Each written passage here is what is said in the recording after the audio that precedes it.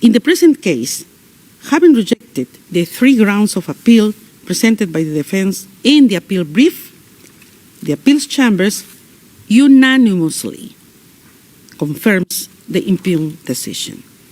The hearing is adjourned. Isang mapagpala at magandang araw mga kabayan. Dismayado ang mga supporters ni dating Pangulong Duterte matapos ibasura o hindi kinatigan ng International Criminal Court o ICC Appeals Chamber ang apela ng kampo ni dating Pangulong Rodrigo Duterte para sa interim release. Tatlong grounds ng apela ni Duterte ang ibinasura ng ICC. Isa si Senator Ruben Padilla at ang abogado ni PRRD na si Atty. Harry Roque ang naging emosyonal at ikinalungkot ang naging desisyon ng ICC. Sometimes it's about law, but it's also about justice and about the call of humanity. Nung nagbabasa na yung judge, sabi na niya yung mga merits, sabi ko sa aking lawyer, wala na to. Malungkot na to. Yun po, malungkot. Siyempre, depressed. Maliban sa kanila, ilang DDS supporters din ang nagbigay ng kanilang pagkadismaya sa hatol ng ICC sa kanilang idolo na si Tatay Digong. Namin makalaya kasi matanda na po siya. Hindi na po siya nakikita dito.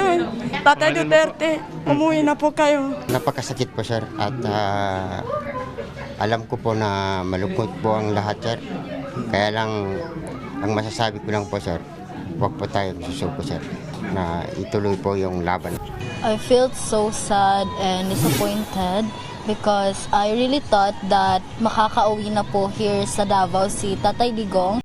Sana makalabas na siya soon. Be strong, Tatay Digong. Be strong and I pray for you. Formal nang itinurn over ni DPWH Engineer Henry Alcantara ang milyon-milyong halaga ng pera sa Department of Justice bilang bahagi ng restitution. Ito ay ukol sa flood control project anomaly. Nagkakahalaga ang sinuling pera ng nasa 110 million pesos. Ang tanong kabayan, yun bang mga mastermind ay voluntaryo din na magsusuli ng bilyon-bilyong pera na kinurakot nila sa kaban ng bayan? Ito, panoorin natin ang aktual na turnover sa DOJ. Pagdating dito, ngayon po ay nasa saksihan nyo ang cash turnover. Ito po ay parte ng restitution. Dito po si Attorney Emil Hoven para po para katawanan ang kanyang kliyente na si Engineer Henry Alcantara para pangunahan ang pagta-turnover ng what appears to be 110 million pesos. Ano ang masasabi mo dito kabayan? Kung ikaw ang tatanungin, pabor ba kayo sa naging desisyon ng ICC?